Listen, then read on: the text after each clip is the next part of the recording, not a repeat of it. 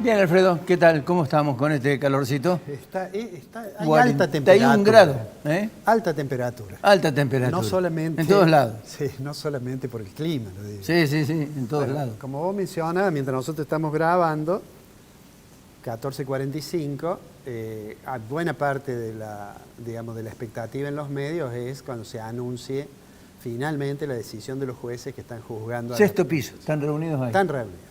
Digo, de esto, por supuesto, vas a hablar y seguramente con el doctor Barbara podrá dar precisiones, porque los que somos profanos, neófitos en cuestiones del derecho, sabemos que hay una acusación de asociación ilícita, que a veces es más difícil de probar, que hay una acusación, creo, de defraudación, etcétera, pero no podemos, digamos, abrir un juicio que tenga realmente fundamento. Lo único que a mí sí me llama la atención y en algún sentido me provoca cierta decepción es que uno advierte que tanto los que...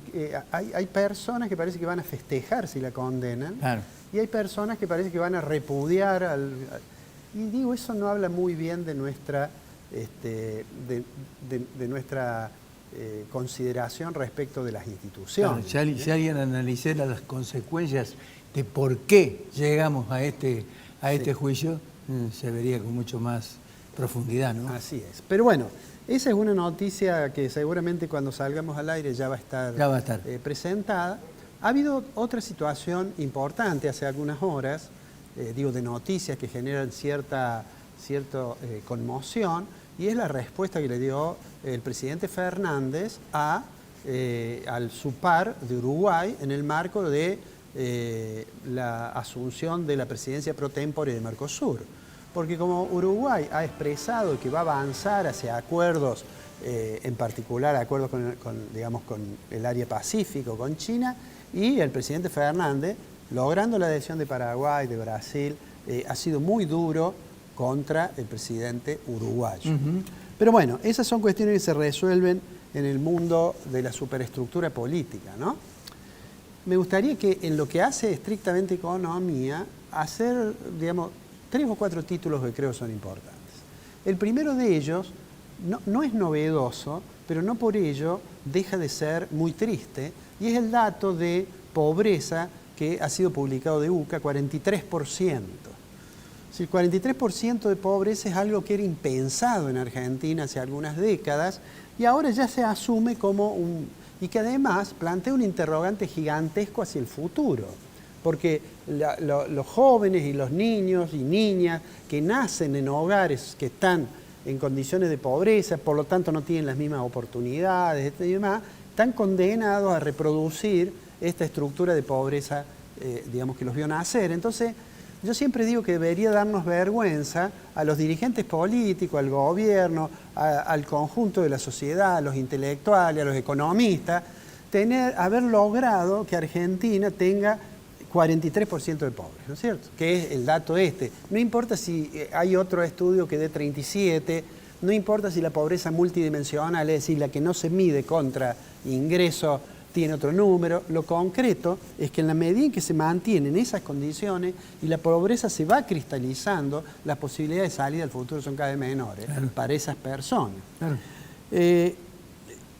Y bueno, mientras tanto el gobierno dice, bueno, pero tenemos un programa que está funcionando más o menos bien. De hecho, seguramente festejaron el hecho que el staff del fondo, los técnicos del fondo, hayan acordado con los técnicos de Argentina la aprobación de las metas de la última revisión de este año, que le va a permitir a Argentina recibir más o menos 6.000 millones de dólares para pagarle al fondo, ¿no es cierto? O sea, esa que obviamente es una buena noticia.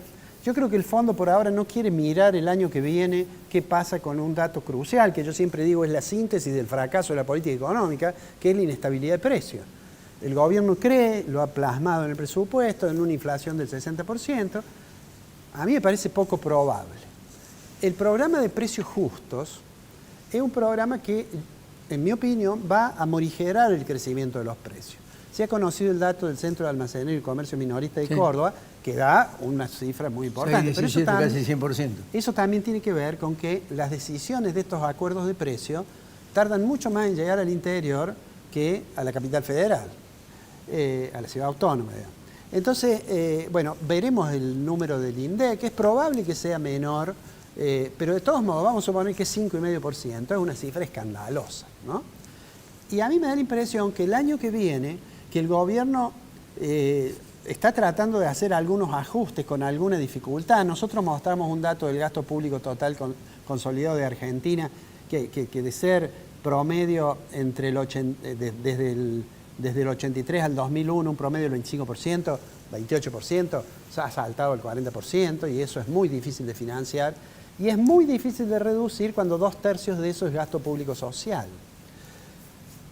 Creo que la lucha contra la inflación, yo creo honestamente que el gobierno no puede presentar un programa inflacionario porque además no le creerían. Es decir, y entonces la necesidad del ajuste, aunque es una palabra que al discurso del gobierno no le gusta, la necesidad del ajuste es cada vez más severa mientras menos se cree. Claro. Entonces, mientras menos se le cree, es necesario un ajuste más fuerte. Y mientras tanto ya no solamente está el problema de financiar el déficit, que ya trae un problema, sino que hay que financiar las LELIQ que se van expandiendo como consecuencia de que cada vez hay que pagar una tasa más alta para lograr que haya una renovación, digamos, de ese pasivo. Con ese panorama, digo, llegamos a un fin de año, muy complicado. El gobierno trata de dar buenas noticias, y entre eso que el gobierno juzga una buena noticia, está lo que vos mencionaste, que es el acuerdo interestatal entre Argentina y los Estados Unidos de América sobre información fiscal, que se le ha dado un gran, yo creo que Massa sabe, que exagera un poco ese acuerdo. En realidad Argentina firmó con los Estados Unidos por allá por 2006, cuando estaba de ministro de Economía Alfonso Prat-Gay. Lo que pasa es que esos acuerdos tienen varias fases. Una fase que es el acuerdo que me va a contestar si yo le hago un pedido de sede judicial. Otra fase que dice, no, me va a contestar cuando el organismo técnico le pida al organismo técnico. U otro que dice, mire, vamos a tener un mecanismo más o menos automático de información, ¿no?